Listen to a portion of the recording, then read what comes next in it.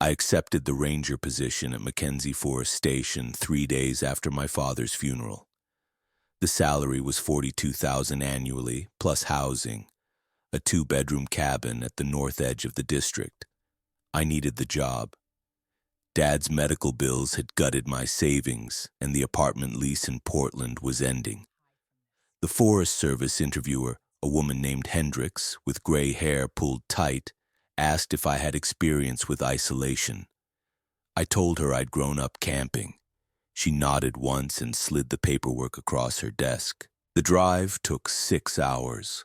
I followed Route 18 until the asphalt narrowed to gravel, then followed the gravel another 40 minutes into dense pine and Douglas fir. The GPS signal died at mile marker 73. I used the printed map Hendricks had provided. The station sat in a clearing ringed by trees that rose 100 feet or more, their trunks dark with moisture. A wooden sign read, Mackenzie Station, elevation 3,147 FT. The ranger cabin was weathered cedar with a green metal roof. Behind it stood a smaller structure, the equipment shed. Beyond that, a radio tower. I parked beside a white Forest Service truck with government plates. A man in his late 50s stepped off the cabin porch. He wore the standard uniform, green pants, tan shirt, badge over the left pocket. His name tag said Carver. "You're early," he said. "Good." We shook hands. His grip was firm but brief. "I'm your supervisor for the next 2 weeks," Carver said. "After that, you're on your own most of the time. We'll go over everything today and tomorrow. Day 3, you shadow me on patrol. Day 4, you take the lead. Questions so far?" "Not yet. Come inside." The cabin interior smelled like pine cleaner and old coffee. The main room held a desk, a two-way radio base station, a wood stove, and a small kitchen area. A hallway led to 2 bedrooms and a bathroom. Everything was clean but worn. Carver gestured to the desk. "Radio is your lifeline," he said. "We use Channel 9 for all official communication. Weather reports come in at 0600 and 1800 hours. Emergency dispatch is Channel 12, but you only use that if someone's dying. We do a welfare check every morning at 0700. You call in, confirm you're operational, report any incidents. Miss 2 consecutive checks and they send someone up. Understand?" "Yes." He opened a drawer and pulled out a laminated card. "Frequencies and codes. Memorize them by tomorrow." I took the card. It listed 12 channels and a series of 3-digit codes for common situations. 201 for medical emergency, 304 for wildfire, 507 for lost hiker, 608 for equipment failure. "The district covers 42 square miles," Carver continued. "Your patrol route is marked on the map. There are 9 trail junctions you need to check daily during fire season. Right now it's early May, so you'll do it every other day unless conditions change. You'll also maintain the 3 lookout points and the perimeter fence line on the western boundary." He unfolded a topographic map and laid it on the desk. The station was marked with a red star at the center. Trails radiated outward like spokes. Blue ink highlighted the patrol route, a loop that covered approximately 14 miles. 3 green triangles marked the lookout points: Thornton Ridge to the north, Osprey Bluff to the east, and Widow's Peak to the southwest. "The fence line is here," Carver said, tracing a dotted line along the western edge. "It's mostly symbolic, keeps the casual hikers from wandering into the restricted zone. That area's been closed since 1998. Soil contamination from an old mining operation. It's not your job to enforce it, just to check the fence stays upright and the signs are readable." "What happens if someone crosses?" "Radio it in. Dispatch handles it. You don't go in there yourself." "Understood." Carver straightened. "Let me show you the protocols." He pulled a 3-ring binder from a shelf above the desk. The cover was labeled Mackenzie Station, Operational Procedures. Inside, the pages were sleeved in plastic. Carver turned to a section marked with a yellow tab. "These are the standing rules for this station," he said. "They've been in place for 16 years. Every ranger who's worked here has followed them. You will too."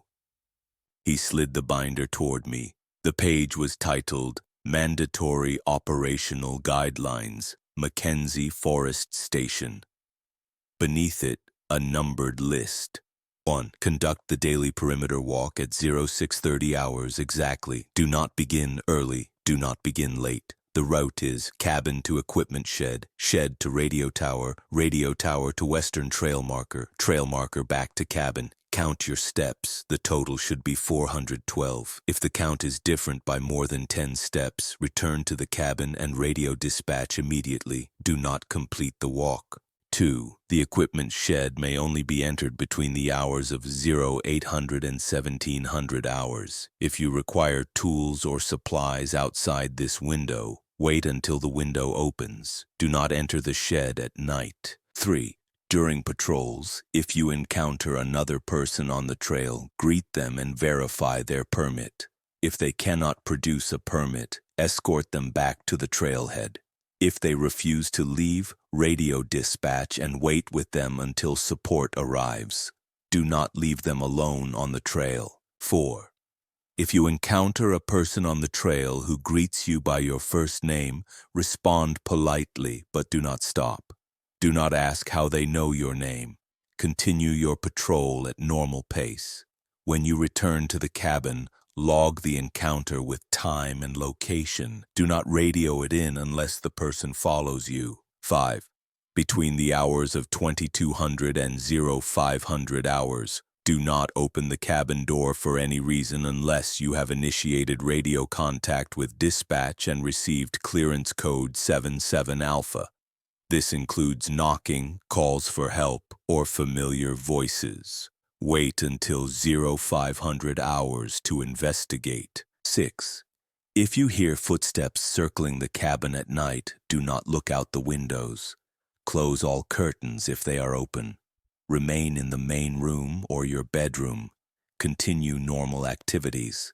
The footsteps will stop before 0500 hours. 7. The radio base station will occasionally receive transmissions on Channel 9 that do not match the standard format. These will sound like normal check-ins but will contain incorrect codes or request information you have already provided. Do not respond to these transmissions. Wait for the next scheduled check-in and proceed normally. 8.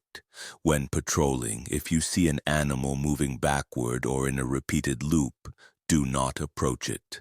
Mark the location on your map and report it during your next scheduled radio check. Do not attempt to help or observe the animal further. 9. At Osprey Bluff Lookout, there is a bench facing east. Do not sit on this bench between the hours of 1200 and 1300 hours. If you arrive during this window, wait until 1300 hours to approach the lookout. You may stand, but do not sit. 10. If you find items left on the trails, clothing, bags, equipment, log their location and description, but do not touch them. Report to dispatch during the next check-in. Someone will retrieve them. Do not bring found items back to the cabin. 11. The western trail marker is a white post with red lettering. When you reach this marker during the perimeter walk, stop and count to 30. Count silently. Do not count aloud. After 30, turn and return to the cabin. Do not proceed past the marker. 12. Once per week, on Sunday, inventory the emergency supplies in the cabin. The list is posted inside the pantry door. Quantities must match exactly. If any item is missing or extra, radio dispatch immediately and wait for instructions. Do not use any supplies until the discrepancy is resolved. 13. If the radio tower light is off during your night check at 2100 hours, go to the breaker panel in the cabin and reset breaker number 4. Wait 5 minutes. Check the tower again. If the light remains off, sleep in the main room that night. Do not sleep in your bedroom. I read through the list twice. Carver watched me. These seem very specific, I said. They are. Has something happened here? Carver's expression didn't change. These rules exist because they work. Follow them exactly and you'll be fine. Deviate and you'll have problems. That's all you need to know. What kind of problems? The kind that got those rules written in the first place. He tapped the binder. This station has had 12 rangers in 16 years. The ones who followed the rules completed their terms without incident. The ones who didn't either requested transfers or left the service entirely. I don't know all the details and I don't need to, neither do you. I looked back at the list. Rule 6 mentioned footsteps circling the cabin. Rule 7 mentioned incorrect radio transmissions. These weren't standard safety protocols. They described something else. What's out here? I asked. Forest, Carver said. Wildlife, weather, terrain, same as anywhere else. Then why? Because the rules work. His tone was flat. You follow them, you stay safe, you collect your paycheck, that's the job. If you can't accept that, tell me now, and I'll have Hendricks send someone else. I thought about the bills, the empty apartment, the student loans still accruing interest. I'll follow them, I said. Good. Read the whole binder tonight. We start the perimeter walk tomorrow at 0630. Carver left an hour before sunset.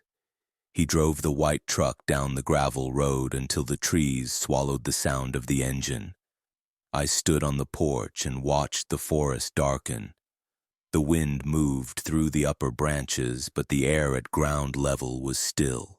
No bird calls, no insect hum, just the creak of wood and the distant rush of something that might have been water. I went inside and locked the door. The binder sat on the desk.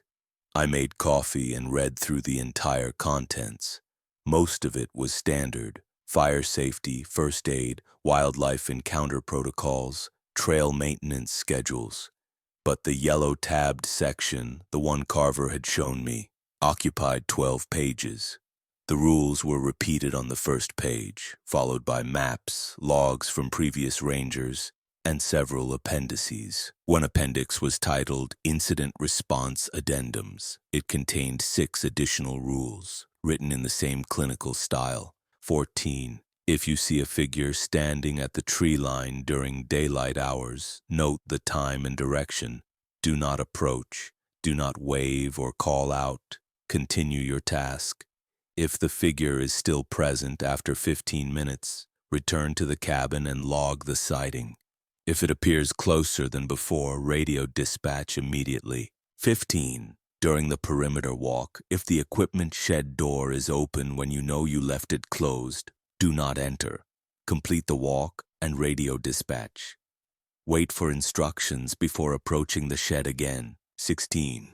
If you smell smoke but see no fire, check the wood stove in the cabin first. If the stove is cold and no other source is obvious, radio dispatch and provide your exact location. Do not search for the source of the smell. 17. On patrol. If you hear someone calling your name from off trail, do not respond. Do not look in the direction of the voice. Mark the location on your map and continue your route. Report it during the next scheduled check-in only if the voice persists for more than 5 minutes. 18.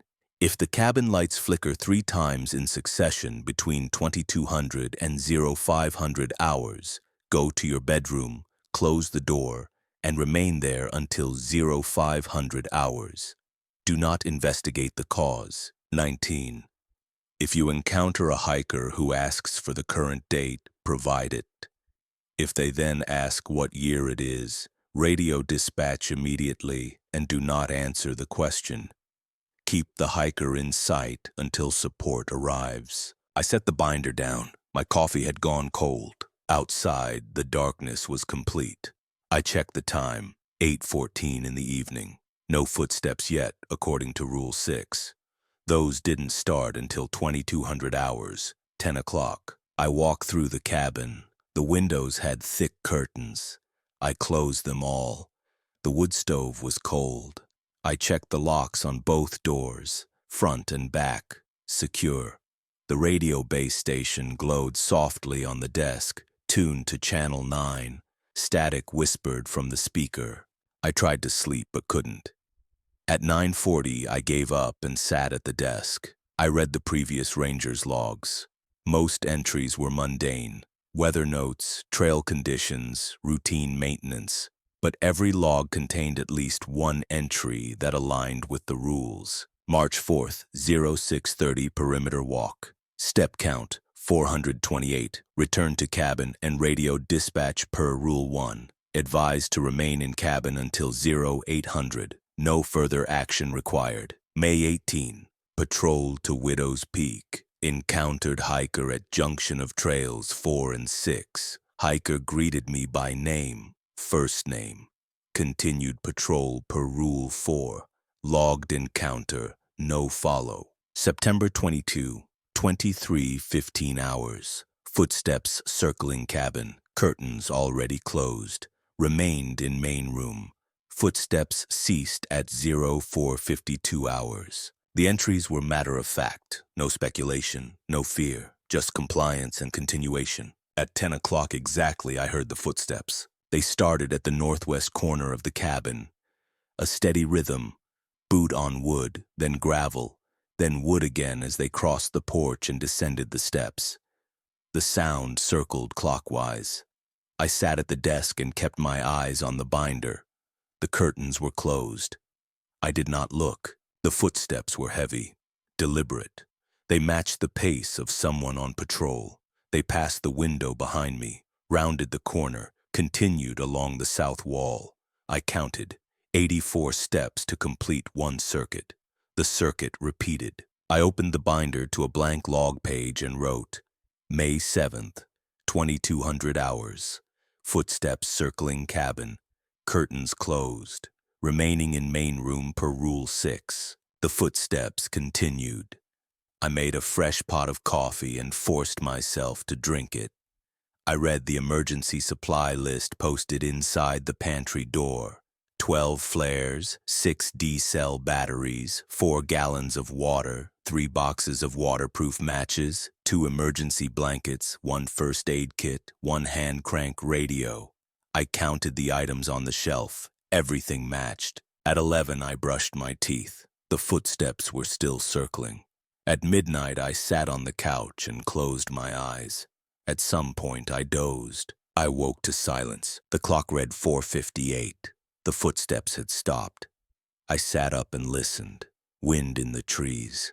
Nothing else. At 5 o'clock, I opened the front curtain. The porch was empty. No tracks in the gravel. I unlocked the door and stepped outside. The air was cold and damp. The sky was beginning to gray in the east. I walked the perimeter of the cabin. No footprints, no disturbance. The gravel looked untouched. At 6:30, Carver's truck pulled up. He got out holding 2 thermoses and handed me one. "Sleep okay?" he asked. "Well enough." "Good. Let's do the perimeter walk." We stood on the porch. Carver checked his watch. At exactly 6:30, he started walking. I followed. We went from the cabin to the equipment shed, a distance of maybe 40 yards. The shed was a gray wooden structure with a padlocked door. We continued to the radio tower, a steel lattice rising 60 feet, then to the western trail marker, a white post at the edge of the clearing. Carver stopped at the marker. "Count to 30, he said quietly. I counted silently. At 30, Carver turned and we walked back to the cabin. I'd been counting steps in my head. 409. "Step count?" Carver asked when we reached the porch. 409. "Close enough. Acceptable range is 402 to 422. Anything outside that, you radio in. Clear?" "Clear." We entered the cabin. Carver poured himself coffee from the pot I'd made earlier. "You heard the footsteps," he said. It wasn't a question. "Yes." "You follow the rule?" "Yes." "Good." He sipped his coffee. "That one doesn't vary. It happens about 4 nights a week, sometimes more. Always between 2200 and 0500. Always stops before dawn. You'll get used to it." "What causes it?" Carver set his mug down. "Doesn't matter." What matters is you know how to respond. Rule 6 is non-negotiable. You don't open that door at night unless you've cleared it with dispatch first. Doesn't matter what you hear. Knocking, voices, someone crying for help. You wait until 5 a.m. We had a ranger 8 years ago who opened the door at 2 in the morning because he heard a child screaming. He lasted 3 more days before he requested an emergency transfer. Wouldn't talk about what he saw. But he was okay? Physically, yes. Carver finished his coffee. Let's check the shed. It was 7:20 when we reached the equipment shed. Carver unlocked the padlock and swung the door open. Inside, axes, shovels, coils of rope, jerry cans of fuel, a chainsaw, a generator, boxes of nails and screws. Everything labeled and organized. Inventory this once a month, Carver said. List is on the wall. And remember Rule 2, never enter between 1700 and 0800. Why? He looked at me. Because those are the rules. We spent the rest of the morning on radio protocols. Carver walked me through the standard check-in format, the codes, the emergency channels. At noon, we ate sandwiches on the porch. At 1300 hours, we loaded packs and began the patrol route. The trail was well maintained but narrow. Douglas fir and western hemlock pressed close on both sides. The canopy filtered the light into a dim green. Our boots crunched on the packed dirt. Carver set a steady pace. We reached the first junction at 1340. A wooden sign listed distances to various points. Carver stopped and scanned the area. Look for damage, litter, off-trail tracks, he said. Anything unusual, you log it. We continued. The trail climbed. At 1420, we reached Thornton Ridge Lookout, a cleared area with a wooden platform and a bench. The view opened to the north, forested ridges fading into blue distance. You'll come here every other day, Carver said. Check the bench, the platform, the sightlines. Make sure no one's camping here. It's not allowed, but people try. We rested for 10 minutes, then descended. At 1600 hours, we arrived at Osprey Bluff. The bench here faced east, just as the rule described. Carver checked his watch. It's after 1300, so we're clear, he said. But remember, between noon and 1 p.m., don't sit on that bench. Don't even approach the lookout if you can avoid it. What happens if you do? I don't know. The rule's been in place since before I got here. I've never tested it, and neither should you. We returned to the cabin at 1730. I was tired. My legs ached. Carver seemed unfazed. You'll build the stamina, he said. Tomorrow we do the same route and you take the lead. Day after that, you're solo. That night, the footsteps came again at 2200 hours. I stayed in the main room and played solitaire with a deck of cards I'd found in a drawer. The footsteps circled 84 times before they stopped at 451. On the third day, I led the patrol. Carver followed 20 paces behind and corrected me twice. Once when I started to veer off trail to examine a broken branch, and once when I forgot to log the time at a trail junction. Otherwise, I performed adequately. On the fourth day, Carver left. You have my radio code, he said.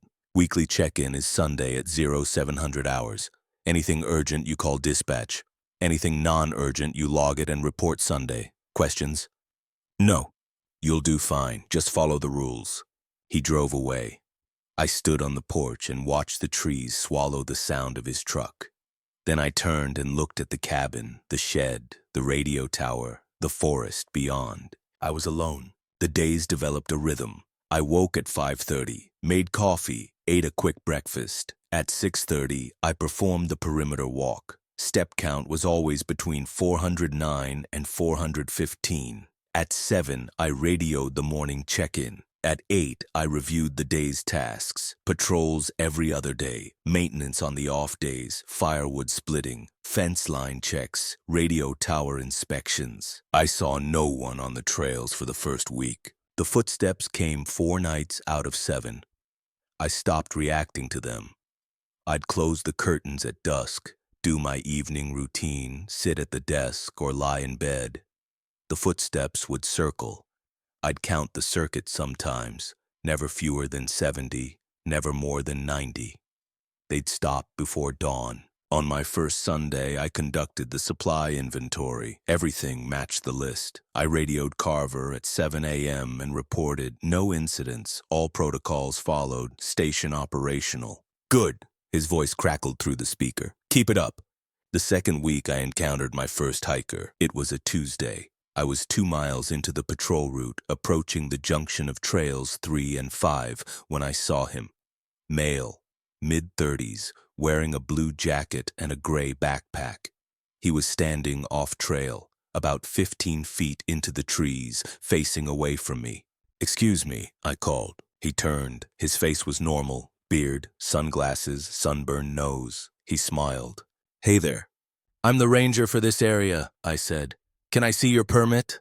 "Oh, sure." He slipped off his pack and rummaged inside. He pulled out a folded piece of paper and handed it to me. I examined it. A standard backcountry permit, issued 3 days ago, valid for 5 days. His name was listed as Derek Hollins. Everything looked correct. "You're good," I said, handing it back. "Trails are clear ahead. Weather's supposed to hold." "Great, thanks." He shouldered his pack. "Stay on the marked trails," I added. "The western section of the forest is closed." "Will do." He continued down the trail. I watched him for a moment, then resumed my patrol. When I returned to the cabin, I logged the encounter. May 19th, trail junction 3-5, 11:15 hours. Hiker Derek Hollins, valid permit, proceeding south. 2 days later, I encountered him again. I was descending from Thornton Ridge, late afternoon, when I saw the blue jacket ahead. He was sitting on a fallen log, drinking from a water bottle. He looked up as I approached. "Ranger," he said. "Good to see you again." I stopped. He'd called me Ranger, not by name. That was correct. "Heading out?" I asked.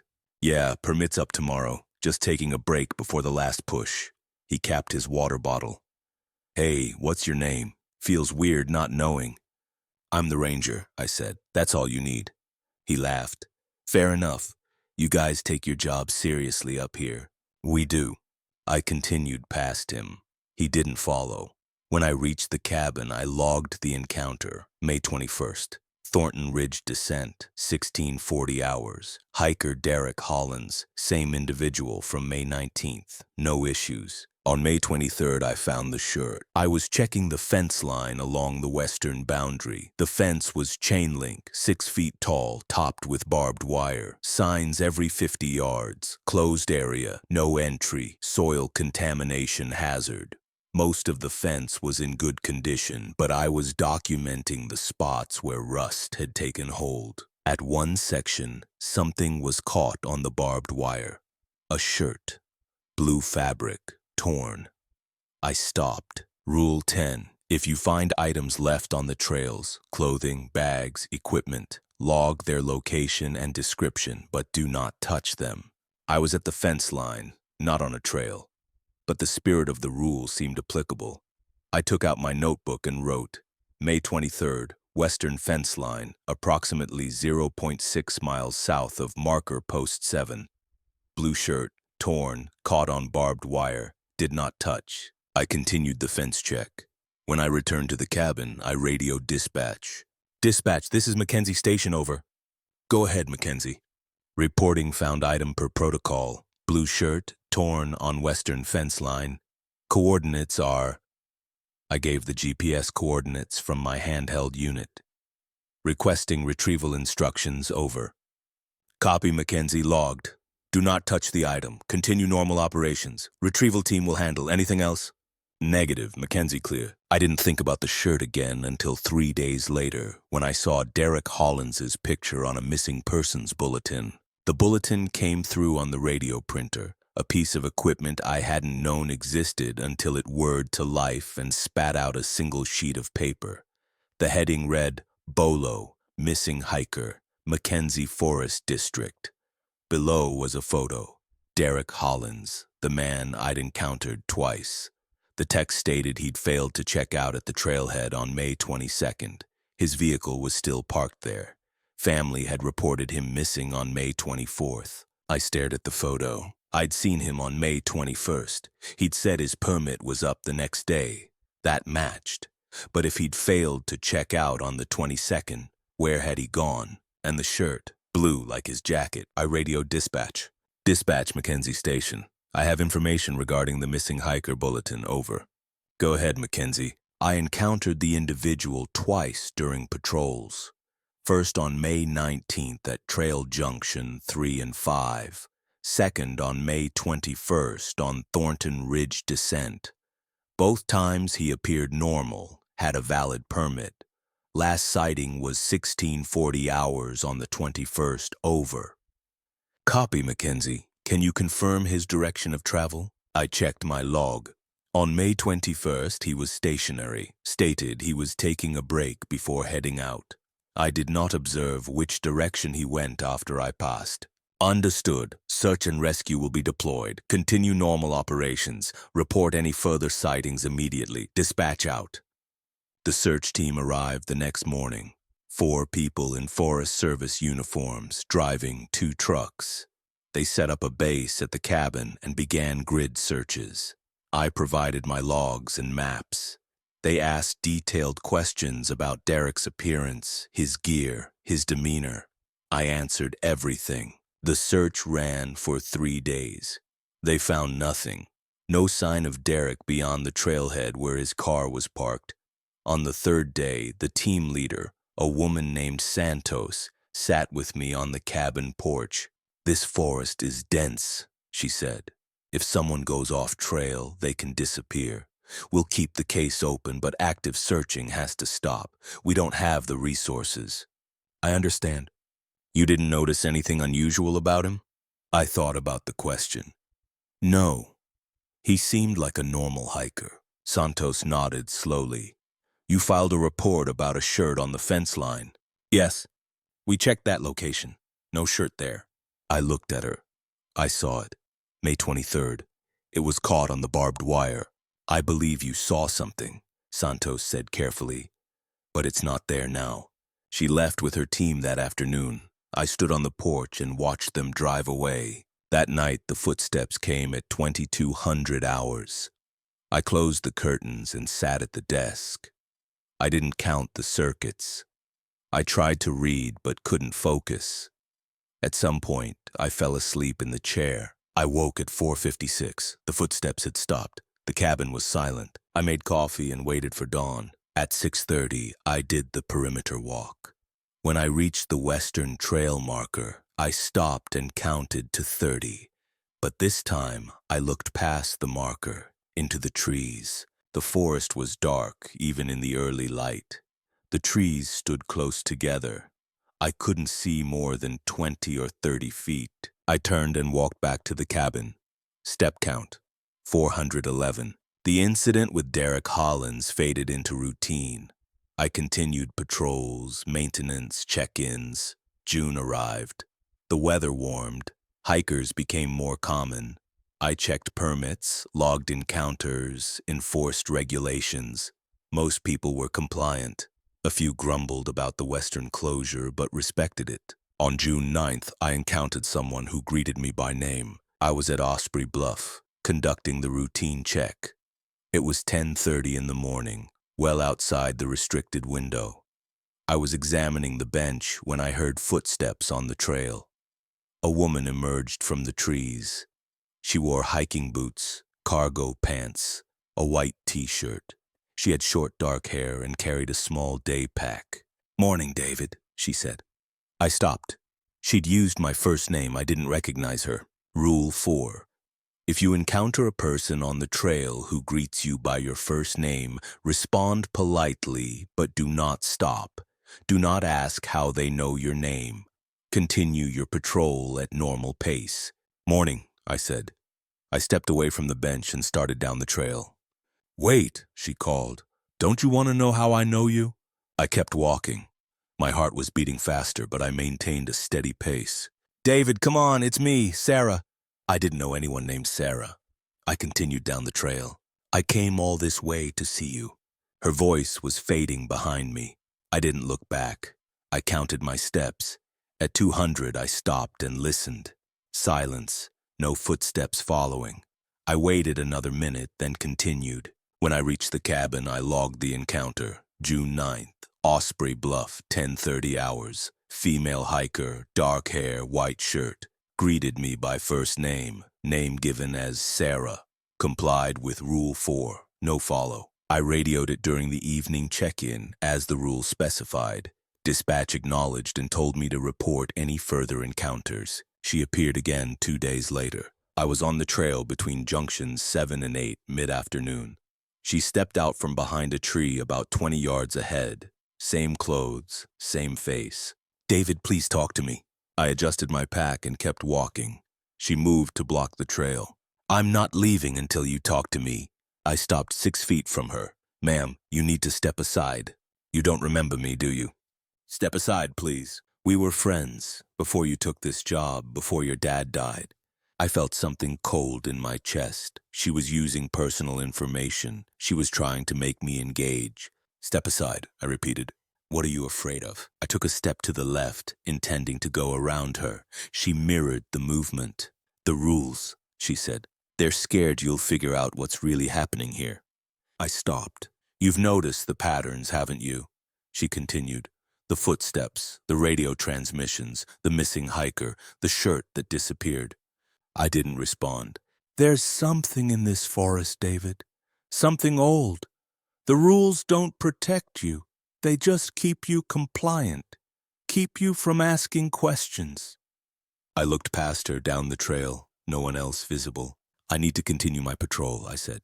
"They'll tell you I'm not real, that I'm part of the test. Don't believe them." I stepped to the right this time, quickly. She reached for my arm, but I pulled away. I walked past her. She didn't follow. "You'll see," she called after me. "You'll see I'm right." I didn't look back. I completed the patrol and returned to the cabin. I logged the encounter with as much detail as I could remember, then radioed dispatch immediately. "Dispatch, Mackenzie. Reporting second encounter with individual from June 9th. Same description, subject blocked trail and made statements about station protocols, requesting guidance. Over." There was a pause longer than usual, then, "Copy, Mackenzie. Remain at station until further notice. Do not engage if subject appears again. Supervisor will contact you at 1800 hours. Dispatch out." At 6 p.m., Carver's voice came through the radio. "David, it's Carver. I heard about the encounters." "Yes, sir. You followed Rule 4 both times. That's good. I need you to keep following it. This individual, she's not who she claims to be. Do you understand?" She knew things about me, personal things. She knew your name from your uniform tag or from overhearing something. The rest is fishing. People do this sometimes. They latch onto rangers, try to create connections. It's a psychological thing. You can't engage. She mentioned the missing hiker. That was in the news. She could have read about it. Carver's voice was firm. "Listen to me. You're doing fine. The rules exist for situations exactly like this. Keep following them. The individual will move on. And if she doesn't, then we'll escalate. But for now, continue normal operations. Can you do that?" I looked at the binder on the desk. "Yes." "Good. Call me if anything changes. Carver out." I didn't see Sarah for a week. I began to think Carver was right. She'd moved on. But on June 18th, I found a note. It was tucked under the cabin's front door. A piece of folded paper, no envelope. I picked it up and unfolded it. Handwritten in blue ink. "David, I'm not what they say I am. I'm trying to help. Check the old logs in the basement, the ones they don't show you. You need to know what happened to the others. Usually, the basement." I'd been in the cabin for 6 weeks and I'd never seen a basement. I searched the interior. The floor was solid. No trapdoor, no stairs. But in the back bedroom, the one I wasn't using, I noticed the closet was shallow, only about 2 feet deep. I knocked on the back wall. Hollow. I pulled the shelving unit away from the wall. Behind it, a small access panel, 2 feet square, secured with a simple latch. I opened it. Cold air breathed out, darkness beyond. I got a flashlight and crawled through. The space opened into a small cellar, maybe 8 feet by 10 feet, with a dirt floor and concrete walls. Wooden shelves lined one wall. On the shelves, old notebooks, binders, folders. Dust covered everything. I pulled out the nearest notebook. The cover was labeled Station Log 2009. I opened it and read. The entries were similar to the logs I'd been keeping, weather, patrols, maintenance. But interspersed were others. April 12th, 2009. Footsteps again, third night this week. They stopped outside the bedroom window at 02:30 and stayed there for 8 minutes. I could hear breathing. April 19th, 2009. Radio transmission on Channel 9 at 03:15. Voice claimed to be dispatch, requested I step outside to check the generator. Code provided was incorrect, 77 Bravo instead of 77 Alpha. Did not comply per Rule 7. May 3rd, 2009. Found the Jensen girl. She'd been missing for 6 days. She was standing at the western fence line facing the trees. When I called to her, she didn't respond. When I approached, she turned and looked at me. Her eyes were wrong. I radioed dispatch and waited. She didn't move the entire time. Team arrived and took her away. I don't know what happened to her. I flipped ahead. June, July, August. The entries grew more frantic. August 8th, 2009. It called my daughter's name last night. My daughter is 300 miles away, safe at her mother's house. I know this. But the voice was perfect. Exact pitch, exact cadence. It called for me to let it in. I stayed in the main room and played the radio loud until dawn. The final entry was dated September 14th, 2009. I'm requesting a transfer. I can't do this anymore. The rules keep me alive, but they don't keep me sane. Last night I broke Rule 6. I opened the door at 03:00. I don't know what I expected to see. What was there? I can't write it. I can't. I'm leaving tomorrow. Whoever comes next, I'm sorry. Follow the rules. Don't try to understand. Don't try to fight it. Just follow the rules and leave when your term is up. There was no signature. I checked the other notebooks. 2010, 2011, 2012. Each ranger's log told a similar story. Compliance, incidents, growing dread. Some lasted months. One lasted only 3 weeks. None of them wrote about what they saw when they broke the rules. They just described the aftermath, nightmares, paranoia, the decision to leave. I found a folder labeled Incident Reports, not for general distribution. Inside, typewritten pages, official letterhead. Reports of rangers requesting emergency transfers, medical leaves, psychological evaluations. A memo from 2013 recommended enhanced screening for future applicants and mandatory compliance with established protocols without deviation. Another document listed all the rangers who'd served at Mackenzie Station since 1998, 12 names before mine, average tenure 8 months. The longest anyone had stayed was 14 months. The shortest was 19 days. I sat in the dirt with the flashlight and the old logs surrounding me. Sarah had been right. There was more to this than I'd been told. But the logs also confirmed something else. Every ranger who'd followed the rules had survived. Every ranger who'd deviated had suffered. I gathered the notebooks and took them into the cabin. I spent the night reading. By dawn, I'd been through all of them. The patterns were consistent. The rules worked. Deviation brought consequences. At 6:30, I did the perimeter walk. Step count, 410. At 7, I radioed the check-in. Everything normal. I didn't mention the basement or the logs. On June 22nd, the emergency protocols were added. It came as a printed sheet delivered by Carver himself. He drove up mid-afternoon, handed me the document, and waited while I read it. The heading, Emergency Protocols, Weather Event, Extended Isolation. Below 5 new rules. 20. If the Weather Service issues a severe storm warning for the Mackenzie District, begin storm preparation immediately. Board all windows using the materials in the equipment shed. Seal the door gaps with weather stripping. Move all outdoor equipment inside. 21. During a storm event, conduct hourly perimeter checks from inside the cabin. Use the windows. Do not go outside. At each check, count the visible trees at the western tree line. The count should be between 18 and 22. If the count is higher or lower, note the discrepancy and the time.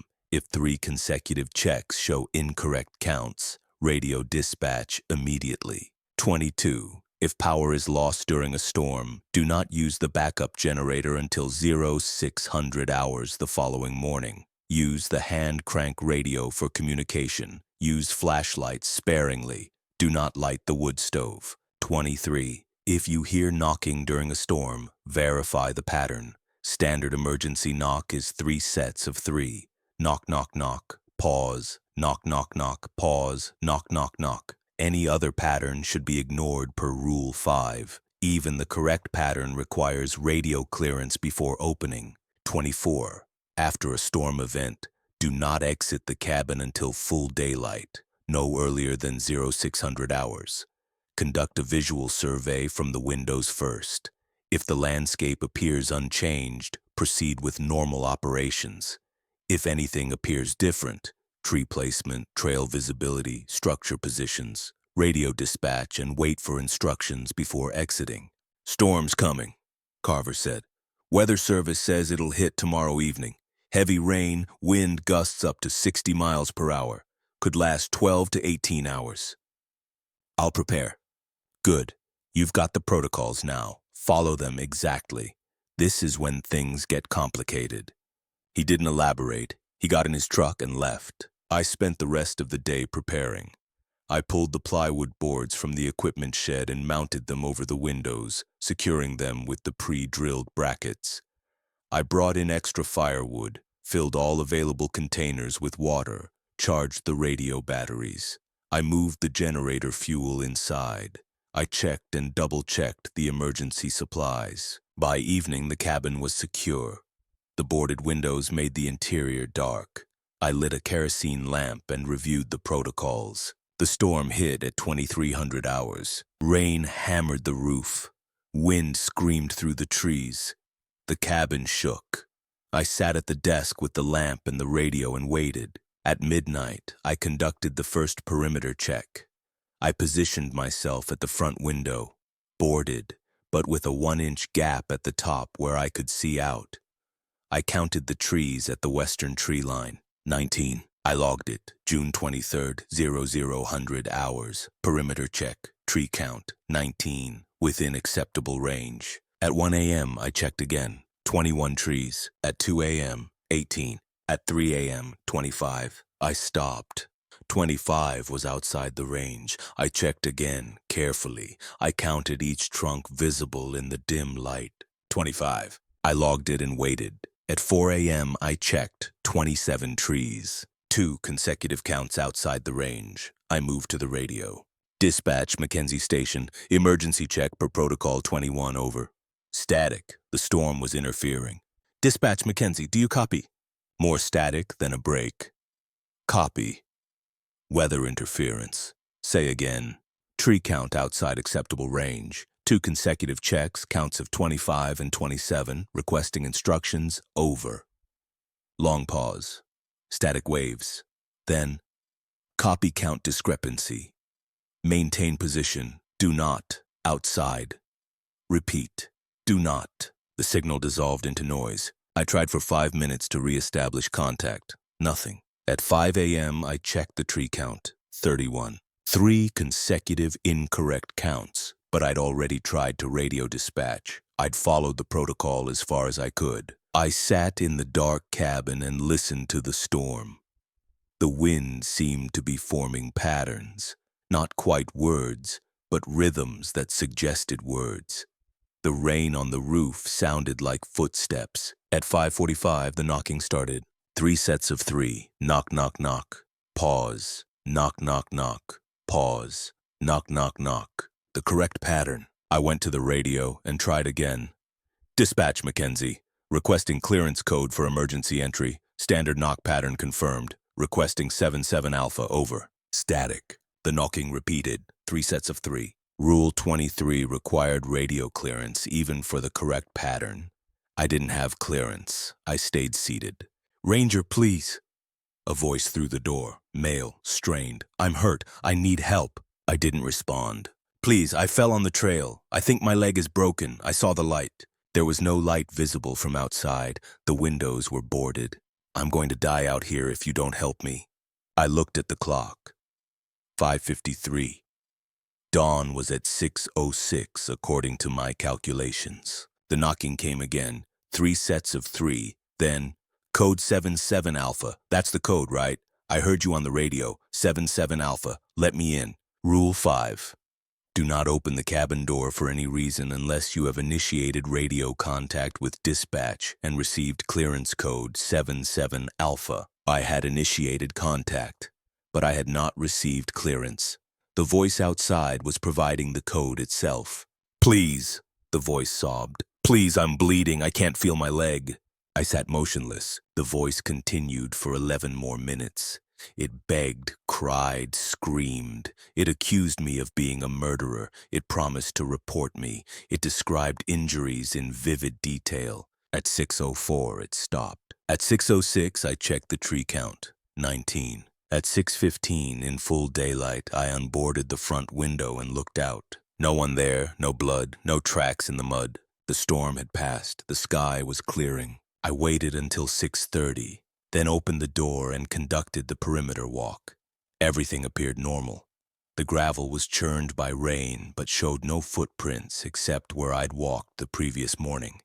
Step count, 414. At 7 a.m., I reached dispatch.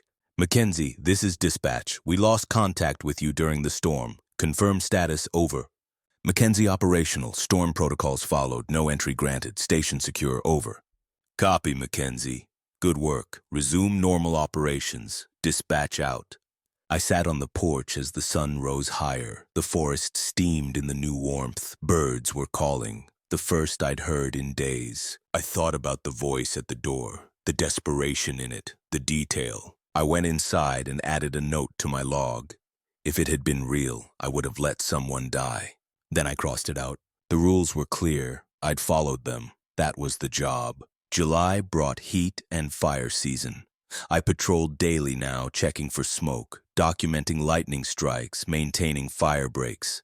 The radio traffic increased. Other stations reported small fires contained quickly.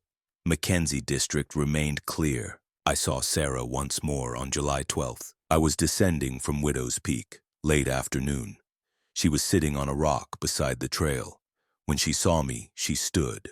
"I need to show you something," she said. I kept walking. She fell into step beside me. "I know you found the logs. I know you read them." I didn't respond. "The others, they all left. But you're still here. That means you're stronger or you're more stubborn. Either way, you deserve to know the truth."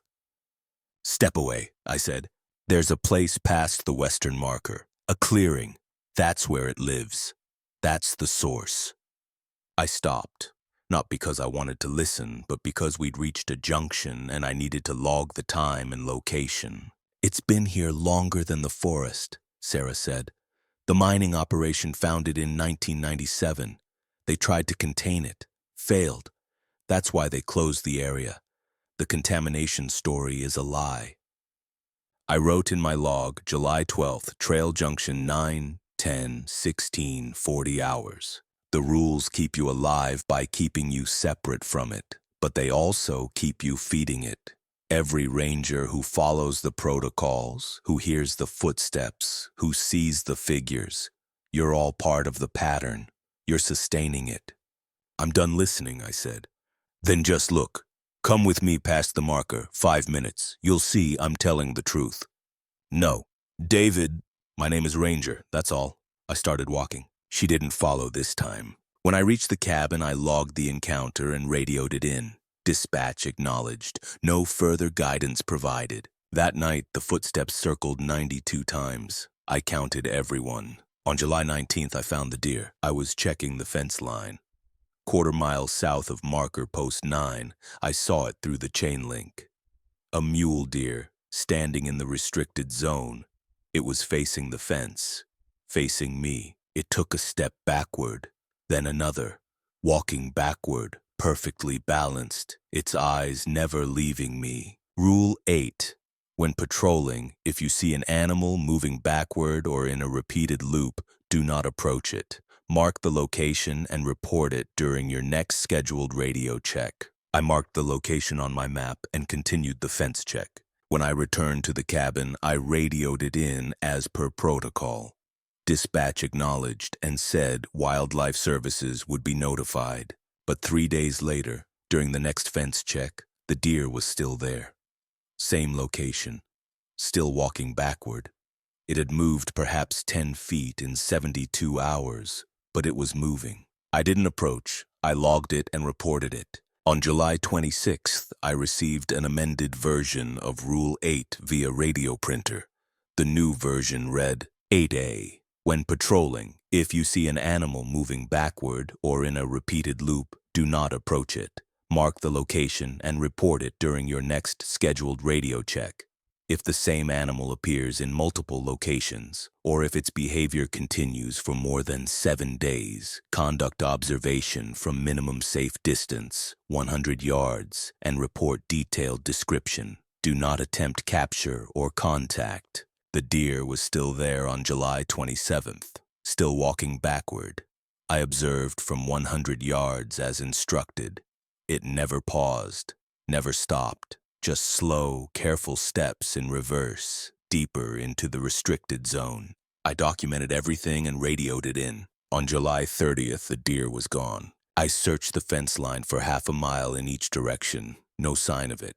I reported the disappearance. Dispatch responded, "Copy, Mackenzie. Incident closed. Resume normal operations."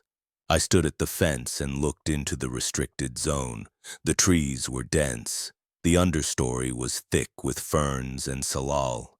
I couldn't see more than 40 or 50 feet. Something moved in the shadows. I stepped back from the fence. The movement stopped. I turned and walked back to the cabin.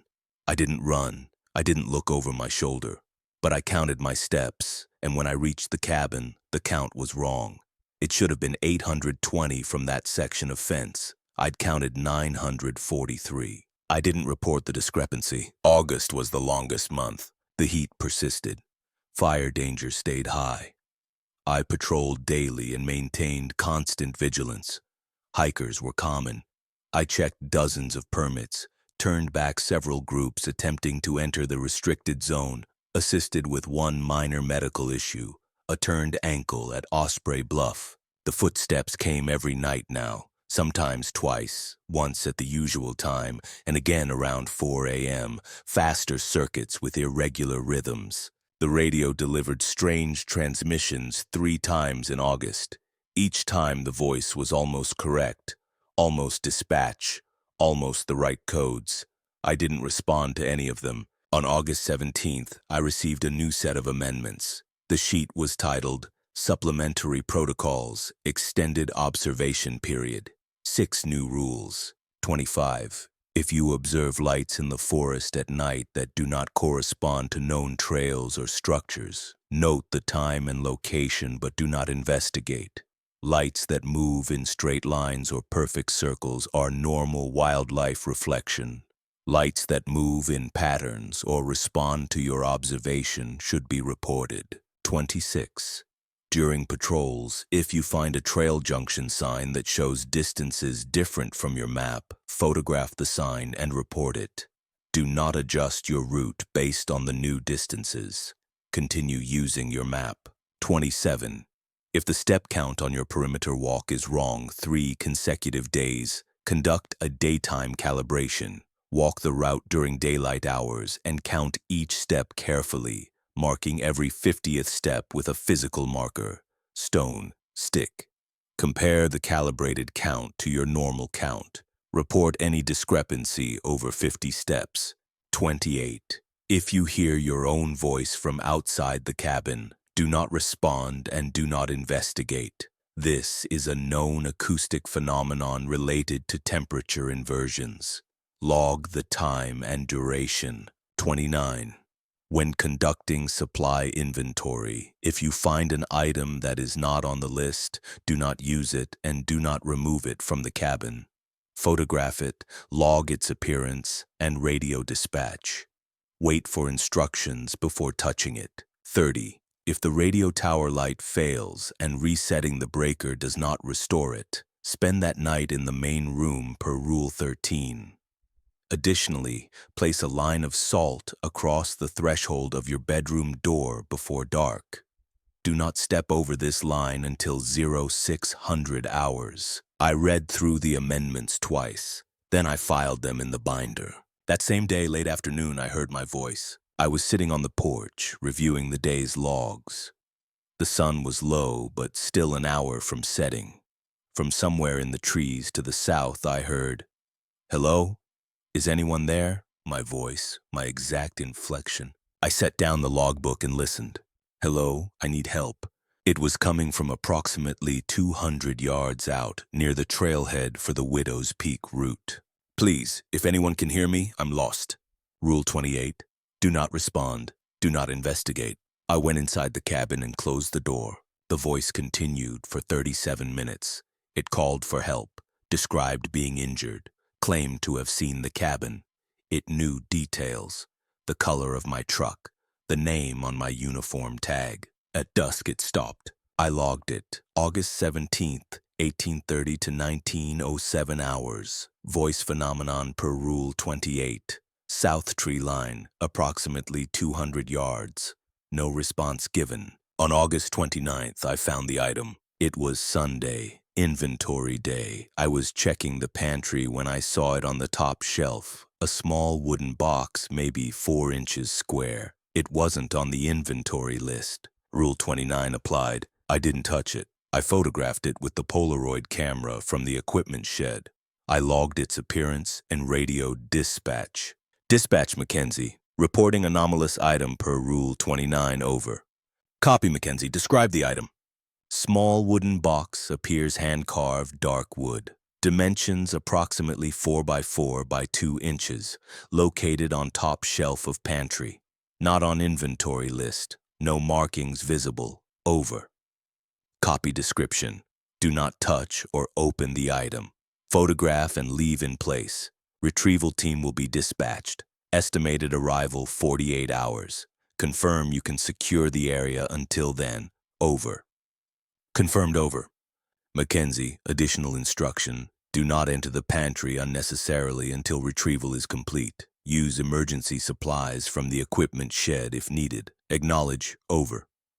Acknowledged. Mackenzie out. I taped off the pantry entrance with a strip of cloth. I moved what food I needed for 2 days into the main room. I tried not to think about the box. That night, the footsteps came at 2200 hours as always, but at 23:30 they stopped. Silence for 10 minutes, then a single knock on the front door. Not 3 sets of 3, just 1 knock. I sat at the desk and waited. Another knock, then a voice. "Ranger, I have your delivery." I didn't move. "Dispatch sent me to retrieve an item. I'm the retrieval team. Can you open the door?" The retrieval team wasn't due for 48 hours. This was 36 hours early. "I know it's late, but we had a team in the area. Thought we'd save time. I just need to grab the box and I'll be out of your way." Rule 5. Do not open the door between 2200 and 0500 hours without clearance code. I can show you my ID through the window if that helps. Just open the curtain. I stayed silent. The voice shifted. Still professional, but with an edge. "Ranger, I'm authorized to be here. If you don't cooperate, I'll have to report non-compliance." No mention of the clearance code. A real team member would know the protocol. "Fine," the voice said. "I'll wait until morning, but you're making this harder than it needs to be." Footsteps moved away from the door. I heard them circle toward the back of the cabin. I went to the back door and verified it was locked. It was. The footsteps circled. They continued until 0458, then stopped. At dawn, I checked outside. No one there. The retrieval team arrived at 1400 hours on August 31st. 2 people in Forest Service uniforms driving an official vehicle. They showed identification. They knew the clearance codes. They retrieved the box using gloves and a sealed container. They didn't open it in front of me. "What was it?" I asked. The team leader, a man named Torres, shook his head.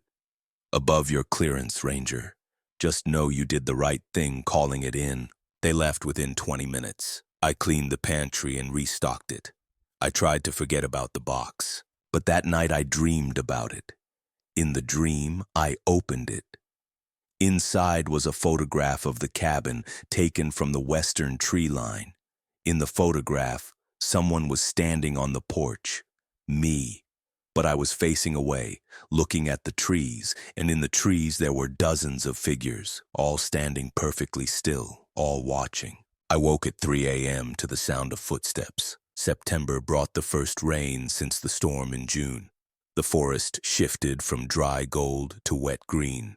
Fire danger decreased. Patrols became muddy but easier. Fewer hikers. Quieter days. I'd been at the station for 4 months. I'd followed every rule. I'd survived every test. But I was changing. I noticed it in small ways. I counted everything now. Steps, trees, seconds, supplies. I couldn't stop. I verified locks multiple times each night. I checked the curtains compulsively. I spoke to myself during patrols, maintaining a constant internal commentary. Step 409, turn left, count the trees. 19, acceptable, continue. I slept poorly. The footsteps didn't bother me anymore, but the silence between them did.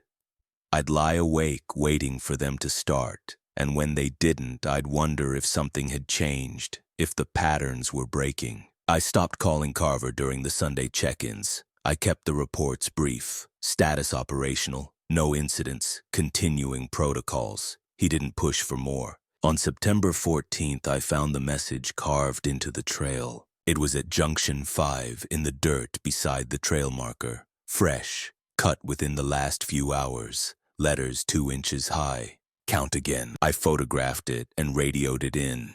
Dispatch told me to log it and continue normal operations. The next day, at Junction 7, step off. The third day, at Osprey Bluff, carved into the bench. They're counting you. I reported all of them. Dispatch said they were investigating. On September 18th, I arrived at the Western Trail marker for my perimeter walk.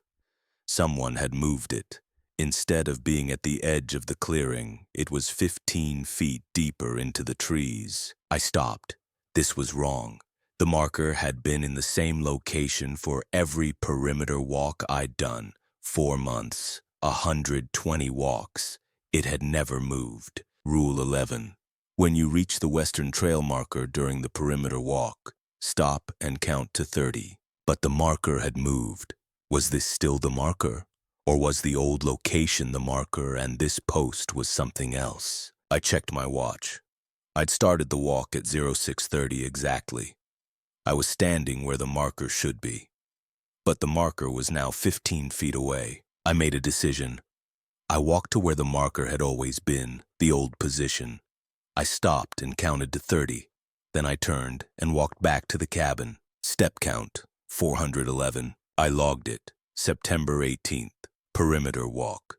Western Trail marker displaced approximately 15 feet into tree line. Completed walk from original marker position. Step count, normal.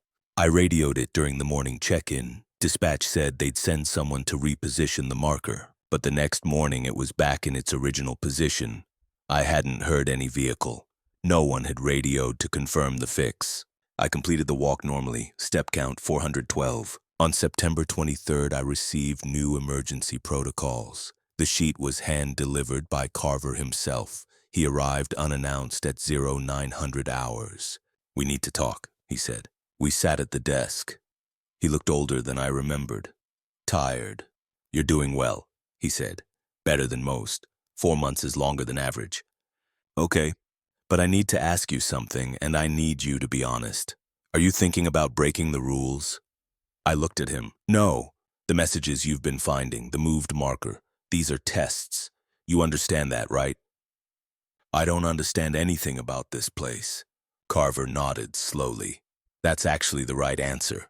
The moment you think you understand is the moment you're in danger. He slid the new protocol sheet across the desk. Storm season is coming, worse than June. We're expecting a major system in early October. You'll need these. I read the sheet. 4 new rules. 31. During extreme weather events, wind speeds over 70 mph, the normal perimeter walk is suspended. Instead, conduct visual checks from the cabin windows every 2 hours. Count the trees at the western tree line. If you cannot see the tree line due to conditions, count the number of impacts you hear against the cabin's north wall in a 60-second period. Acceptable range is 15 to 30 impacts per minute. Outside this range, radio dispatch. 32. If the power fails during an extreme weather event and the backup generator will not start, use the hand crank radio exclusively. Do not use flashlights except in emergencies. Do not light the wood stove. Remain in the main room. If you hear movement inside the cabin, do not investigate. Wait until conditions improve and daylight returns. 33. After an extreme weather event, before exiting the cabin, conduct the following verification. Check that all interior doors are in their correct positions. Bedroom doors closed, bathroom door open, closet doors closed. Check that furniture has not moved. Check that the emergency supplies match the inventory list. If any discrepancies are found, radio dispatch before exiting. 34. If during an extreme weather event you observe a figure standing at the western tree line, note the time and direction, but do not attempt to signal or communicate. The figure may remain visible for extended periods. This is normal. If the figure moves closer to the cabin, measure the distance in increments, 50 yards, 40 yards, 30 yards, etc., and radio each measurement to dispatch. If the figure reaches the cabin perimeter within 10 yards, proceed to your bedroom, lock the door, and remain there until 0600 hours or until dispatch provides clearance code. When is the storm coming? I asked. October 4th or 5th. Weather Service is tracking it now. It's going to be bad, possibly the worst in a decade. Carver stood. I need you to promise me something. What? No matter what you see, what you hear, what you think you understand, follow the protocols. Don't deviate. Don't try to be clever. Just comply. I have been. I know. Keep doing it. He moved toward the door, then stopped. One more thing. After this storm passes, if you want to transfer, I'll approve it. No questions asked. 4 months is respectable. You don't have to prove anything. I'll think about it. He left. I stood on the porch and watched his truck disappear into the trees. That night, I read through all the logs again, mine and the previous rangers. I was looking for patterns, common elements. What had made some people break? What had kept others compliant? The answer was in the final entries. The ones who left had all tried to understand. They'd theorized, investigated, pushed boundaries. The ones who'd lasted had simply accepted the rules as immutable and focused on execution. Don't try to understand, just comply. I could do that. The storm arrived on October 5th at 1800 hours. I'd spent 2 days preparing. All windows boarded, all supplies secured, extra batteries charged, radio tested and retested. I'd reviewed the protocols until I could recite them from memory. The wind hit first. It came from the west, building gradually, then slamming into the cabin like a physical blow. The structure shook. The boards over the windows rattled. Rain followed, sheets of it, horizontal in the wind. I sat at the desk with the lamp and the radio and waited. At 2000 hours, I conducted the first visual check. I couldn't see the western tree line through the conditions. I switched to counting impacts on the north wall. I set my watch timer for 60 seconds and listened. 17 impacts within range. At 2200 hours, 23 impacts. At midnight, 41 impacts. Outside the acceptable range, I radioed dispatch. Dispatch, Mackenzie. Impact count outside acceptable range. Reporting 41 impacts per minute on north wall. Over. Copy, Mackenzie. Maintain position. Continue monitoring. Report each check. Over. Acknowledged over. At 0200 hours, 56 impacts. At 0400 hours, 79 impacts. The north wall was being hit constantly now. Not wind. Something heavier. Something deliberate. I radioed each count. Dispatch acknowledged each time, but provided no guidance beyond maintain position. At 0530, the power failed. The cabin plunged into darkness. I tried the backup generator per normal procedure. It wouldn't start. I hand-cranked the radio. Dispatch Mackenzie, power failure, generator non-responsive, implementing protocol 32, over. Copy Mackenzie, remain in main room, no lights, do not investigate any sounds, acknowledge, over. Acknowledged, Mackenzie out. I sat in darkness and listened. The impacts on the north wall continued. Between them, I heard other sounds, movement inside the cabin, footsteps in the hallway, the creak of a door opening. Rule 32. If you hear movement inside the cabin, do not investigate. The footsteps moved through the back bedroom, something dragged across the floor, a heavy scraping sound. I stayed in the chair. The footsteps entered the hallway, slow, methodical, moving toward the main room. I could see nothing. The darkness was absolute. The footsteps stopped at the entrance to the main room, 3 feet away, maybe less. I didn't move. I didn't breathe. Silence, then a voice. My father's voice. David, I'm cold. My hands gripped the chair arms. David, please, I'm so cold. Help me. My father had been dead for 5 months. Son, please, I need you. Rule 5 extended. Rule 28 extended. Don't respond to voices. Don't engage. You let me die alone. You weren't there. You chose this job over me. That wasn't true. I'd been there. I'd held his hand. You're making the same mistakes I did. Isolation, running away. You'll end up just like me, alone and forgotten. I closed my eyes in the darkness. The voice continued for hours. It cycled through every regret, every guilt, every doubt I'd ever had. It knew things no one should know, private moments, secret fears. I didn't respond. At 0558, the voice stopped. At 0600 exactly, the power returned. The lights blazed. The cabin was empty except for me. I sat shaking in the chair. I conducted the verification protocol from Rule 33. All doors were in wrong positions. Bedroom doors open, bathroom door closed, closet doors open. I checked the furniture. The desk had moved 3 inches. The couch was rotated 15 degrees. I checked the emergency supplies. Extra item, 1 wooden box, identical to the one from August. I radioed all discrepancies to dispatch. Copy all discrepancies, Mackenzie. Do not touch the box. Do not adjust furniture or doors yet. Remain in main room until 0800 hours, then conduct exterior visual survey. Report observations, over. I waited until 8 a.m. The storm had passed. I opened the front door and stepped onto the porch. The western tree line was closer. I counted the distance, 60 yards. It had been 85 yards, 25 yards closer to the cabin. I radioed it in. Dispatch told me to document everything, take photographs, and wait for the retrieval team. They arrived at 1400 hours, 4 people this time, including Torres from the previous retrieval. They measured the distance to the tree line. They verified my photographs. They removed the wooden box. They reset the furniture and doors. Torres pulled me aside before they left. You did exactly right, he said. Every protocol followed. That's why you're okay. The tree line moved. Yes. How? It doesn't matter. What matters is you survived. He looked at me carefully. Carver said he offered you a transfer. He did. Are you taking it?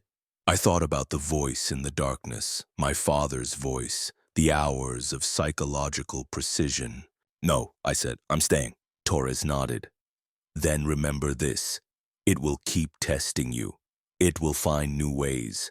The rules will adapt. But the core principle never changes. Compliance equals survival. Can you accept that? Yes. Good luck, Ranger. They left. I stood in the clearing and looked at the western tree line, 60 yards away. I went inside and updated my logs. October continued. The tree line stayed at 60 yards. I adjusted my perimeter walk accordingly, maintaining the count by altering my path slightly. New step count, 397. I found no more carved messages. The radio transmissions returned to normal. The footsteps came every night, but followed the standard pattern. On October 28th, I encountered the last hiker of the season. He was at Thornton Ridge, sitting on the bench, wearing a heavy coat and a wool hat. When he saw me, he waved. "Beautiful day," he called. "It is. Can I see your permit?" He stood and pulled it from his pocket. Valid permit, correctly filled out. Name, Michael Torres. I looked at him again. Not the same Torres from the retrieval team. Different face, different age, common surname. "You're good," I said. "Weather's changing soon. You should be off the trails in the next few days." "I know. This is my last trip until spring." He shouldered his pack. "Hey, can I ask you something?" "Sure." "What's it like, being up here alone?" I considered the question. "Quiet." He smiled. "I bet. You ever get scared?" "No. Not ever, not even at night. I follow the protocols. If you follow the protocols, there's nothing to be scared of." He studied me for a moment.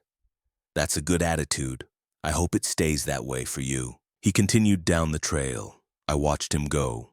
Something about the conversation felt off, but I couldn't identify what. I returned to the cabin and logged the encounter. Normal entry. No rule violations. That night, the footsteps came at 2200 hours. I counted 73 circuits. At 4:54, they stopped. At 5 a.m., I heard knocking, 3 sets of 3. I went to the radio. "Dispatch, Mackenzie. Standard emergency knock pattern at 0500 hours. Requesting clearance code, over." "Mackenzie, stand by." I waited. "Mackenzie, clearance code 77 Alpha. You may open the door, over." I verified the code matched. I unlocked the door and opened it. The hiker from Thornton Ridge stood on the porch. Michael Torres. His coat was shredded. His face was wrong, features slightly offset, skin too pale. "You shouldn't have followed the rules," he said. I started to close the door. He caught it. "We needed you to make a mistake. We've been waiting." I pushed harder. He was stronger. "But you're very good, better than the others, so we'll have to adapt." I reached for the radio. He released the door and stepped back. "We're inside now," he said. "We've been inside since the storm. You let us in when you didn't check the rooms." He turned and walked toward the tree line. 60 yards. He reached it and disappeared between the trunks. I closed and locked the door. I sat at the radio. "Dispatch, Mackenzie. Incident report, over." "Go ahead, Mackenzie." I described everything. The encounter, the figure's appearance, the statements made. "Copy all, Mackenzie. Retrieval and assessment team will arrive at 0800 hours. Secure yourself in the main room until they arrive. Do not enter any other room in the cabin. Acknowledge, over." Acknowledged, Mackenzie out. I sat at the desk with my back to the wall and waited for dawn. The team arrived as promised, 6 people this time. They searched the cabin room by room. They found nothing unusual. They reset all the protocols. They replaced every supply. They checked the foundation, the walls, the roof. Carver came with them. "Tell me what happened," he said. I told him every detail. When I finished, he was quiet for a long time. "The protocols are being updated," he said finally. "New rules are being written based on what you've reported. You'll receive them within 48 hours. Will they work? They always have before. But it's adapting, it said so. Then we'll adapt too." Carver stood. "Are you still staying?" I thought about my father, the bills that were paid now, the emptiness of the apartment in Portland, the sense that leaving would mean I'd failed at something essential. "Yes, then you'll need these." He handed me a sealed envelope. "Don't open it until we leave. These are the contingency protocols. Last resort. Only use them if the standard rules fail completely." "What's in it?" "Hope you never have to find out." The team left at noon. I stood on the porch and watched them go. I waited until I was alone, then opened the envelope. Inside, a single sheet with 3 rules. 35. If the protocols fail and you find yourself unable to maintain compliance, light the wood stove and burn this entire binder. Leave the cabin immediately. Walk to the western trail marker. Cross it. Continue until you reach the clearing.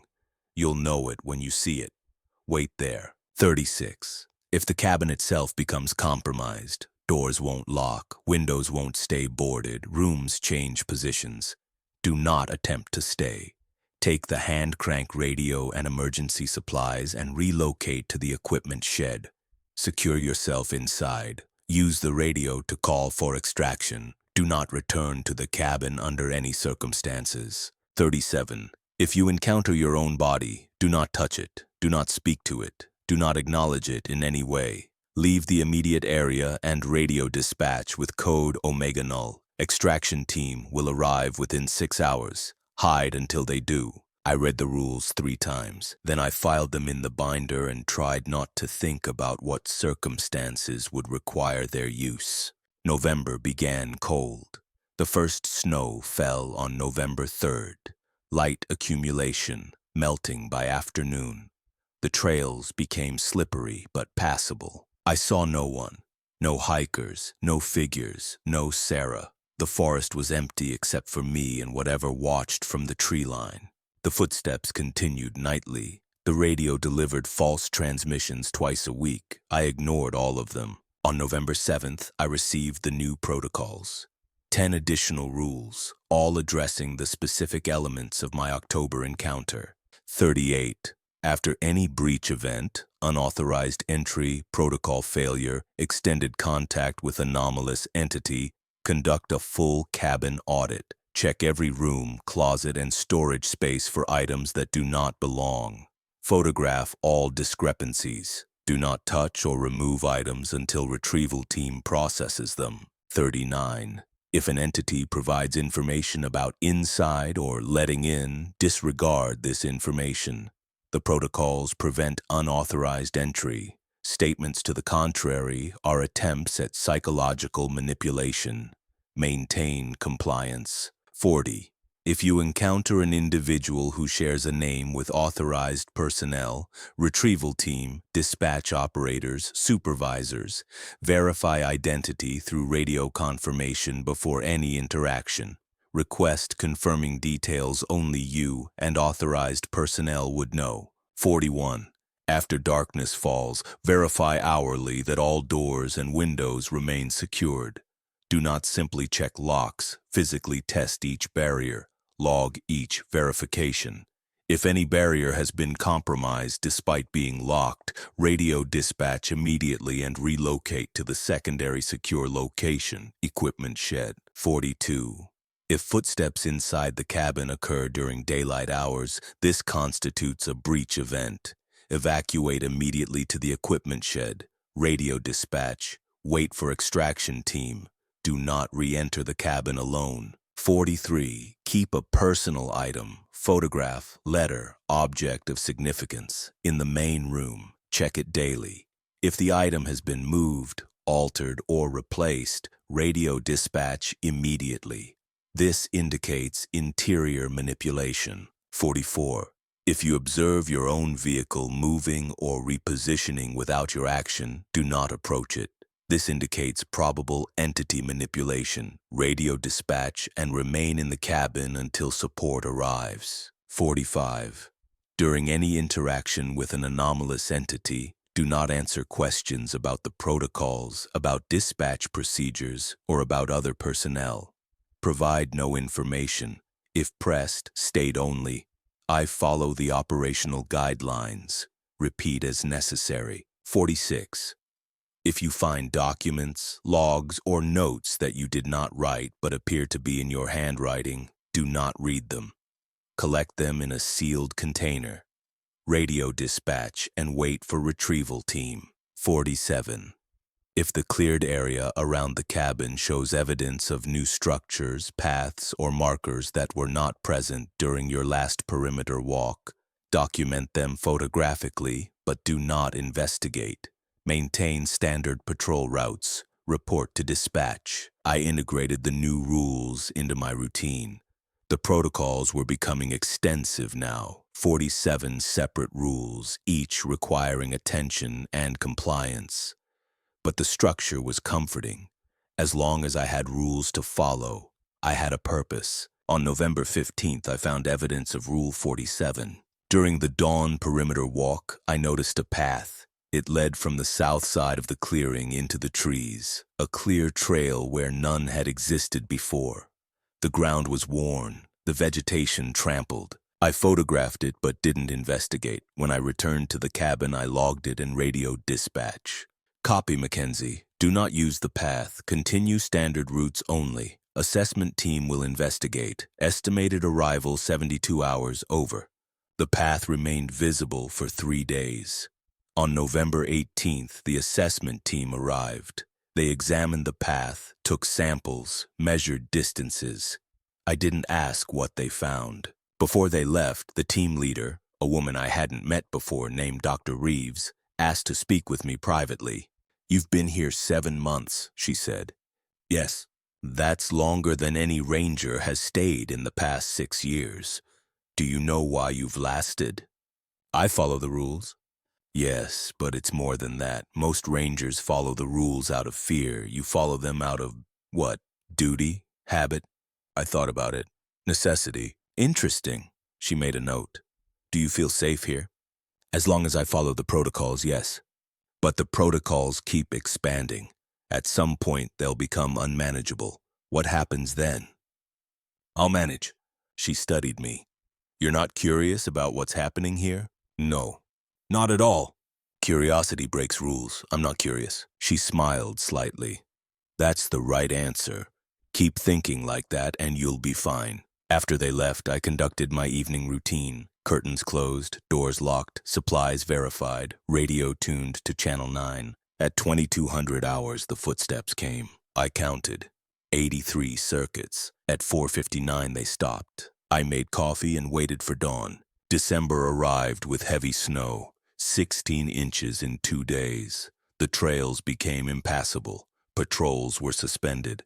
I focused on maintaining the cabin and the immediate perimeter. The isolation deepened. Days without radio contact except the morning check-ins. Nights alone with the footsteps and the wind. On December 9th, I used Rule 43 for the first time. The personal item I'd chosen was a photograph of my father. I'd placed it on the desk in the main room.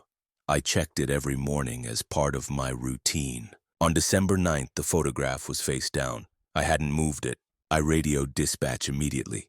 They sent a team within 12 hours. Fast response considering the weather. They found nothing else disturbed, just the photograph. They took it for analysis and provided me with a replacement item, a Forest Service badge with my name engraved. I was instructed to check it daily. The team leader this time was Torres, the same Torres from before.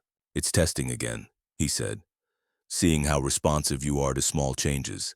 The fact that you reported it immediately is good." "Will it escalate?" "Maybe, maybe not. As long as you keep reporting, we can track the pattern." "What pattern?" He hesitated. "The entities, we're not sure, seems to work in cycles, periods of activity and periods of dormancy. You're in an active cycle right now. It might last weeks or months. Then it'll quiet down again. How many cycles have there been since we started documenting? 12. But the forest has been here a lot longer than our records." After they left, I sat at the desk and looked at the new badge. My name in neat capital letters. I checked it, then logged the check. Another data point. Another day. Christmas passed without acknowledgement. New Year's came and went. I marked the days, but they held no significance beyond their position in the calendar. On January 4th, I completed my 9th month. On January 7th, I received the final protocols. They arrived via radio printer at 0300 hours. Unusual timing.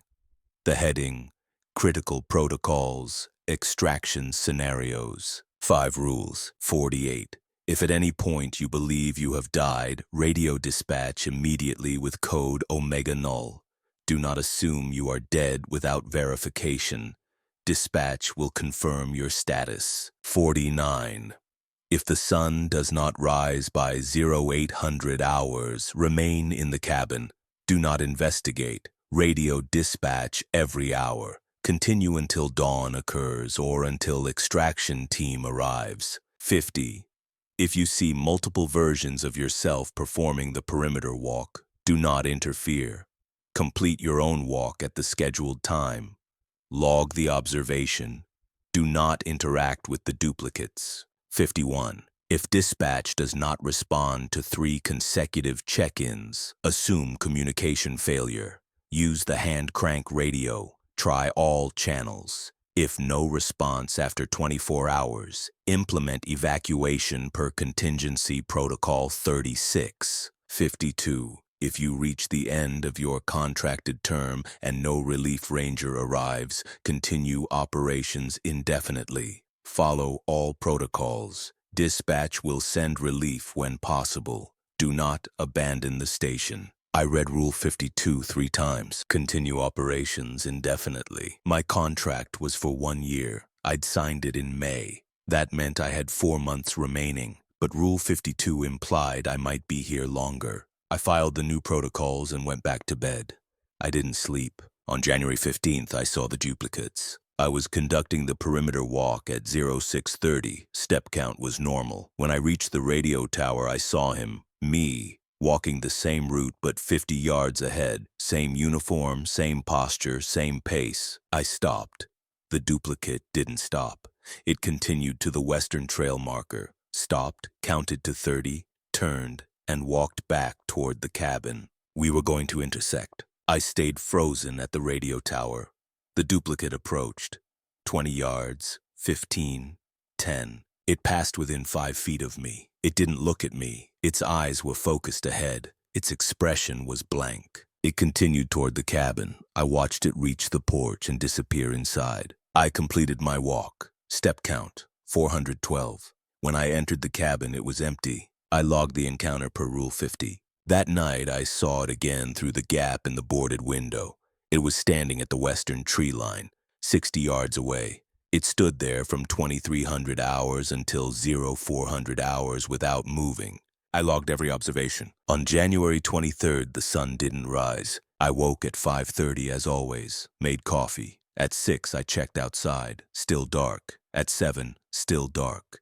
By 8, the sky should have been full light. It was black. Rule 49 applied. I radioed dispatch.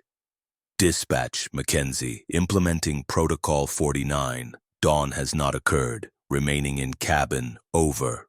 Copy, Mackenzie. Confirm your timeline, over. Current time is 0815 hours. Darkness persists. No astronomical dawn observed, over. Stand by, Mackenzie. 5 minutes passed. Then, Mackenzie, we're showing normal sunrise at your coordinates 0643 hours. Our satellite imagery shows daylight at your location. Please confirm your observation. Over. I looked at the window gaps. Darkness. Dispatch. Confirming continuous darkness. No light visible. Over.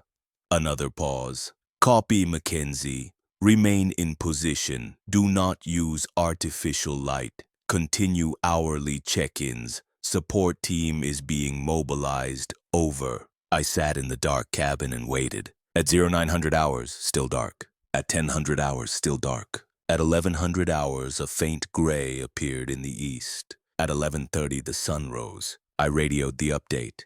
Dispatch confirmed and canceled the support team. No explanation was provided. I logged it all. Another anomaly. Another test passed through compliance. February was the longest month even though it was the shortest. The snow persisted. Temperatures stayed below freezing. I burned through firewood faster than I'd anticipated. I radioed for a supply drop and it came on February 3rd. Wood, food, batteries, propane. The delivery driver was new, young, maybe mid-20s. He helped me unload. "How long you been up here?" he asked. 9 months. He whistled. Damn, I couldn't do it. Being alone that long, you get used to it. "You ever see anything weird?" I looked at him. Define weird. You know, like unexplained stuff. People talk about this station. I follow the protocols. That's the job. He seemed disappointed. "Yeah, I guess. Well, Good luck out here, man. He left. I stacked the firewood and restocked the pantry. That night, the footsteps came at 2200 hours and didn't stop. Usually they stop before 0500. That night, they continued past dawn, past 7 a.m., past 8. At 9 a.m., they were still circling. I radioed dispatch. Mackenzie, reporting deviation in footstep pattern. Activity continuing past normal cessation time, requesting guidance, over. Copy, Mackenzie. Maintain standard protocol. Remain inside. Continue to monitor, over. The footsteps continued all day, all night, for 41 hours straight. They finally stopped on February 6th at 1100 hours. I'd been awake for most of it. When silence finally came, I collapsed on the couch and slept for 16 hours. When I woke, it was dark again. I checked the clock. 0300 hours, February 7th. I made coffee and sat at the desk. The protocols were spread before me. 52 rules, hundreds of logged observations, 9 months of data. For the first time, I let myself ask the question I'd been avoiding. What was I accomplishing? I was surviving. I was following rules. I was documenting phenomena. But to what end? The forest would still be here after I left. The entities would still be here. The next ranger would face the same tests. Was I protecting anyone or just participating? I thought about Sarah's words from months ago. You're sustaining it. I pushed the thought away. Speculation led to deviation. Deviation led to consequences. I finished my coffee and conducted an early perimeter walk. Step count, 409. The western tree line was closer again, 50 yards now. I logged it and returned to the cabin. March brought the thaw. Snow melted, trails reopened. I resumed full patrols. On March 2nd, I encountered the first hiker of the season. A young couple, early 20s, with matching backpacks. They had a valid permit. I checked it, provided trail information, and watched them continue south. Normalcy. On March 9th, I completed 10 months. On March 14th, my relief ranger arrived. I was conducting a routine patrol when I saw the Forest Service truck parked beside mine at the cabin. A woman in uniform was waiting on the porch. She stood when she saw me approaching. "You're David," she said. "Yes. I'm Hernandez, your replacement." I stopped walking. "My contract isn't up until May. Change of plans. They're rotating you out early." She held up a sheet of paper. "Transfer orders, effective immediately." I took the paper and read it. Official letterhead, signed by Hendricks. It assigned me to a desk position at the regional office in Portland, starting March 16th. "I wasn't informed of this," I said. "Neither was I until yesterday. But that's the order." She looked past me at the forest. "They said I should talk to you about the protocols." I invited her inside. We spent 3 hours going through the binder. I explained every rule, every nuance, every observed pattern. She took notes and asked intelligent questions. "You've been here 10 months, she said. "That's the longest tenure in years." "So I've heard." "How did you do it?" "I followed the rules." "That's it, just compliance?" I thought about the voice in the darkness, the duplicate versions of myself, the 41 hours of footsteps, the sun that didn't rise. "That's it," I said. She nodded slowly. "Okay, I can do that." I wasn't sure she could, but that wasn't my problem anymore. Carver arrived that afternoon to oversee the transition.